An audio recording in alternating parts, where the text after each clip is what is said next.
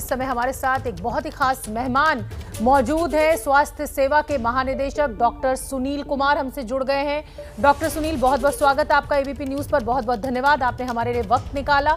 मेरा पहला सवाल आपसे यही है कि जमीन पर इस समय जो स्वास्थ्य सेवाएं हैं वो बेहद तनाव में है, जो कहा जाए संसाधन है उनकी कमी महसूस हो रही है, आगे की रणनीति क्या? देश को इस समय बहुत ही सावधान और बहुत ही चौकन्ना रहने की जरूरत है। देश का मतलब है हम सभी को, हम सब उसके हिस्से हैं। आम public, professionals and policy makers and सभी लोगों को ये इस तरफ अभी सतर्क और सावधान रहने की जरूरत है। इस पर हर समय ध्यान रखने की जरूरत है। ऐसे समय में हमारी प्रिपरेशंस जो हैं, जिसके ऊपर हमारा पूरा ध्यान है, प्रिपरेशंस को हमें किसी भी तरह से कम नहीं रखना है।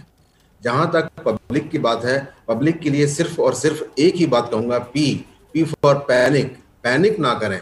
जहां तक सरकार की बात है, सरकार पी फॉर प्रिपरेशन कर रही है और इन दोनों पी, पैनिक को प्रिवेंट करने से और प्रिपरेशन को अग्रसर करने से हम इस लड़ाई में जरूर कामयाब होंगे। और इस बात का हमें पूरा भरोसा रखना चाहिए। हमारी जो प्रिपरेशंस हैं वो जमीनी तौर पर हर तरह से हर पहलू को ध्यान में रखते हुए हो रही हैं। हम ऑक्सीजन बेड्स को भी लगातार बढ़ा रहे हैं, आईसीयू बेड्स को भी लगातार बढ़ा रहे हैं। ऑक्सीजन की भरपाई करने के लिए पूरी कोशिश की जा रही है। वैक्सीनेशन को लेकर के हम सतर्क हैं और जैसे भी हो अन्य वैक्सीन कैंडिडेट्स को भी अप्रूवल मिल रहा है और जो वैक्सीन का प्रोडक्शन है उसको भी बढ़ाया जा रहा है, ताकि आम जनता तक ये जो तैयारियां हैं इनका फायदा उनको पहुंचाया जा सके और उनका फायदा जो आम जनता है, जिसमें जिन मरीजों को अभी तक तकलीफ नहीं हुई है, जिन लोगों को और जिन मरीजों को इन सब चीजों की जरूरत है, उन सबको ये चीजें दी जा सके, उपलब्ध कराई जा सके जैसी जैसी उनको जरूरत होती है। डॉक्टर सुनील, मैं आपसे बिल्कुल पूरी तरह सहमत हूं। तमाम डॉक्टर्स भी इस समय एबीपी न्यूज़ पर आ रहे हैं और सभी की यही अपील है कि पैनिक ना करें। लेकिन आप खुद डॉक्टर हैं, इतने बड़े पद पर बैठे हुए हैं, आप समझ सकते हैं कि जब अपना कोई जा रहा होता है, उसके प्राण निकल रहे होते हैं, इलाज नहीं मिल रहा होता है, दवाई नहीं मिल रही होती है, ऑक्सीजन नहीं मिल रही होती है, तो पैनिक करना बहुत स्वाभाविक है। मेरा आपसे यही सवाल है ऑक्सीजन को लेकर। ऑक्सीजन की पर्याप्त मात्रा कब तक अस्पतालों को मिल जाएगी? एक तारीख अगर आप लोगों को बताएं, ये बताएं कि अगले 2 हफ्ते में या अगले 1 हफ्ते में, तो वो बेहतर होगा, लोगों को थोड़ा सुकून महसूस होगा, क्योंकि ऑक्सीजन की कमी अभी भी बनी हुई है। देश की राजधानी दिल्ली में भी यही आंकड़ा आ रहा है। ऑक्सीजन को लेकर के जो हमारे मन में जो जिस भी तरह की चीजें, आशंकाएं उमड़ रही हैं, वो मैं समझता हूं एक पब्लिक के नाते शायद अपनी जगह ठीक है, पर हमें इस बात का भी भरोसा करना चाहिए। देखिए, हम अपनी तरफ से पूरी कोशिश कर रहे हैं कि ऑक्सीजन प्लांट्स को लगाया जाए। अभी आज ही मुझे आपको खबर देनी है कि अभी हम जो सेंट्रल गवर्नमेंट ने अभी काफी सारे ऑक्सीजन प्लांट्स को अप्रूव किया है और उसमें से जो दिल्ली के अंदर जो ऑक्सीजन प्लांट्स लगने थे, 5 लगने थे, उसमें से 2 ऑलरेडी कल लग चुके हैं। तो इस तरह से ही जो और तैयारियां चल रही हैं ऑक्सीजन को लेकर के, वो धीरे धीरे निरंतर बढ़ती ही जा रही हैं। ऑक्सीजन को मंगाया जा रहा है, ऑक्सीजन को इम्पोर्ट किया जा रहा है, ऑक्सीजन प्लांट्स को इम्पोर्ट किया जा रहा है। ऑक्सीजन प्लांट्स को लगातार बिना कोई टाइम देखे, बिना कोई वजह से काम को रोके हुए 24 घंटे लगातार काम करके उन प्लांट्स को इंस्टॉल किया जा रहा है, ताकि उनका फायदा मरीजों को पहुंचाया जाए। जहाँ सिलेंडर्स भी आ रहे हैं, हमारे पास कंसंट्रेटर्स भी आ रहे हैं, और इन सब चीजों को देखते हुए हमें अपना ये जो लगातार जो तैयारियां बढ़ रही हैं, इसमें हम कोई तारीख नहीं दे सकते, लेकिन ये तय है कि ऑक्सीजन के लिए जो हमारी जो जागरूकता है वो उच्च स्तर पर है और जो जिस स्तर पे होनी चाहिए एफर्ट्स चल रहे हैं। डॉक्टर सुनील, आपने ऑक्सीजन कॉन्सेंट्रेटर्स की बात की, तमाम विदेशों से हम देख रहे हैं मदद आ रही है, साथ ही तस्वीरें ये भी आ रही हैं कि वो कस्टम्स में फंसा हुआ है सामान, वो निकल नहीं पा रहा है। क्या सरकार का इस ओर ध्यान है, जल्द से जल्द उनको निकाला जाए? अगर फॉर्मेलिटीज लंबा पेपर वर्क होता है तो उनको कट शॉर्ट किया जाए और फौरन वो कॉन्सेंट्रेटर्स या हेल्थ से जुड़ी हुई जो भी चीज़ें हैं, चाहे वो दवाएं हैं, चाहे जो भी सामान है, वो फटाफट निकले। उसको लेकर क्या सरकार का ध्यान है इस ओर?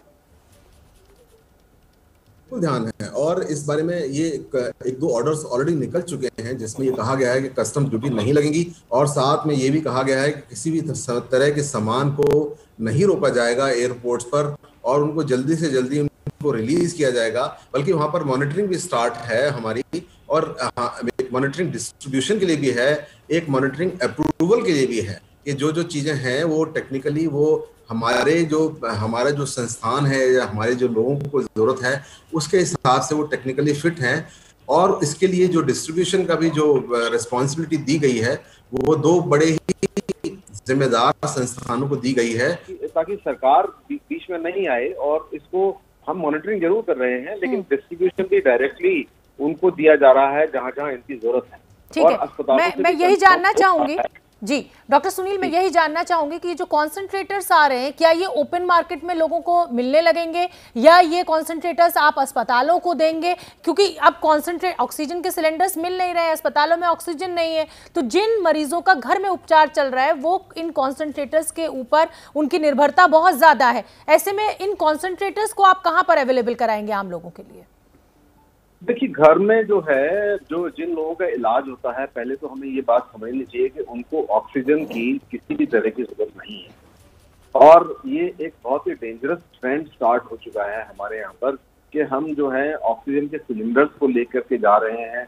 ऐसी पिक्चर्स जो है वो इमेजेस जो है वो पब्लिश होती हैं या टीवी पर भी दिखाते हैं कि वो अपनी गोद में ऑक्सीजन सिलेंडर को लेके भाग रहे हैं और अपने घर ले जा रहे हैं। या तो इससे होर्डिंग भी हो रही है, ब्लैक मार्केटिंग भी हो रही है, पैनिक भी हो रहा है।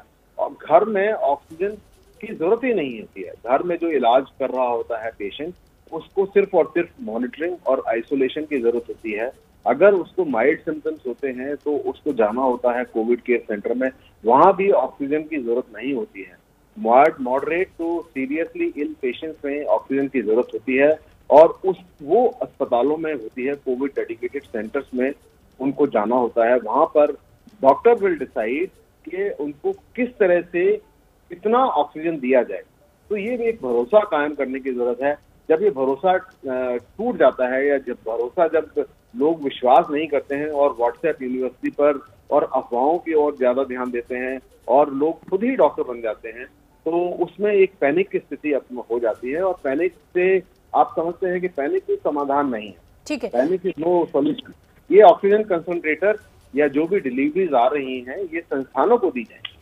ठीक है डॉक्टर सुनील, वैक्सीनेशन को लेकर अब मेरा अगला प्रश्न आपसे है, और वो प्रश्न ये है कि वैक्सीन जो है वो पर्याप्त मात्रा में कब तक सभी वैक्सीनेशन सेंटर्स पर पहुंचने लगेगी? क्या डिले है, कितना समय लगेगा? क्योंकि तमाम वैक्सीनेशन सेंटर्स पर आपने 18+ की स्कीम तो शुरू कर दी, लेकिन टीके शहर में पहुंच रहे हैं 1 लाख 10,000, तो उससे लोगों को फायदा नहीं हो रहा है। तो अगर एक तारीख होगी, एक समय निर्धारित किया जाएगा, तो लोग उसी हिसाब से अपने को कहा जाए कि प्लान करेंगे। वैक्सीन की एक एक बूंद जो वो सोना है और जीवनदायक है, जीवन रक्षक है। इसलिए इस बारे में ये कहना कि संस्थानों में वैक्सीन को हम उतनी पर्याप्त मात्रा में दें कि वो उसको वहां स्टोर करें, ये बिल्कुल भी एक्सेप्टेबल नहीं है। वैक्सीन का फेयर और जो एक बैलेंस डिस्ट्रीब्यूशन है उस पर नजर है, और उसको उसी हिसाब से दिया जा रहा है जिस हिसाब से इंस्टीट्यूशंस में जरूरत है और उनको दी जानी चाहिए। इस बारे में ये बात मैं बिल्कुल साफ तौर से कह देना चाहता हूँ कि वी डू नॉट वांट के भी वैक्सीन के स्टोर्स अस्पतालों में इकट्ठे किए जाएं। वैक्सीन उतनी ही दी जाएगी, और ये हर रोज दी जा रही है। इसमें सरकार पूरी तरह से जी जान से लगी हुई है। जितनी वैक्सीन जिसको जितनी मिलनी चाहिए उतनी जरूर मिले, और वो तुरंत टाइम पर मिले, ताकि वैक्सीनेशन प्रोग्राम चलता रहे। लेकिन ये भी ना हो कि हम वैक्सीन को लेकर के इतने उदासीन हो जाए कि अब तो हमारे पास बहुत सारी वैक्सीन है, अब ये 15 दिन के लिए हमारे पास सफिशिएंट स्टॉक है, वी नीड नॉट वरी। उसको स्टोरेज भी एक प्रॉब्लम है, इसलिए हमें उस बारे में ज्यादा नहीं भागना चाहिए कि हमारे पास 1 सप्ताह का स्टॉक होना चाहिए या 15 दिन का स्टॉक होना चाहिए। नहीं, आप 2 दिन बाद फिर मांग लीजिए, मिलेगी आपको वैक्सीन। ठीक है डॉक्टर सुनील, नए स्ट्रेन की बात लगातार सामने आ रही है और तमाम कहा जा रहा है कि वायरस म्यूटेट कर गया है, यूके का स्ट्रेन है, यूएस का स्ट्रेन है। इस समय भारत में जो सबसे ज़्यादा केसेस सामने आ रहे हैं वो किस स्ट्रेन के हैं और उससे लड़ने के लिए अब आगे क्या रणनीति? देखिए, पहली बात तो मैं ये कहना चाहूंगा कि ये जो आम जनता के लिए, चूंकि ये जो चैनल्स हैं हमारे, जो इनकी हमारी एक बहुत जिम्मेदारी है और इस पर जब हम अपीयर होते हैं तो ये हमें बड़ी जिम्मेदारी से जो भी बात कहनी चाहिए ताकि लोगों में अननेसेसरी भय या पैनिक ना हो। तो इस बारे में मैं सिर्फ एक बड़े ही सिंपल शब्दों में ये कहना चाहूंगा कि ये जो वायरस है ये म्यूटेट करता है, ये इसकी प्रकृति है, ये बदलता है और बदल कर इसके या तो ये डिक्लाइन होता है, और डिक्लाइन मतलब इसकी इन्फेक्टिविटी रेट या इसकी मोर्टेलिटी रेट या इसकी फेटेलिटी रेट, जो इन्फेक्शन करने की जो ताकत है या शरीर में संक्रमण करने से जो मृत्यु होती है उसको करने की जो ताकत है वो डिक्लाइन होती है या वेरी करती है, ऊपर नीचे होती है, फिर ये स्टेबलाइज हो जाता है।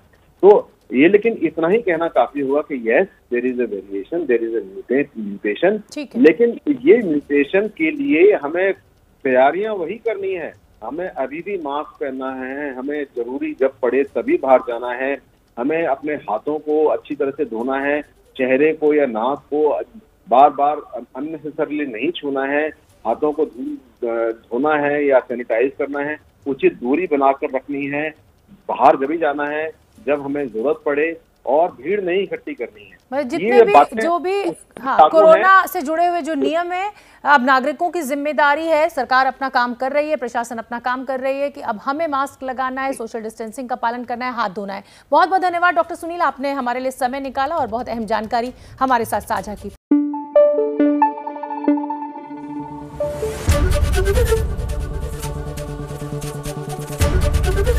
एबीपी न्यूज आपको रखे आगे।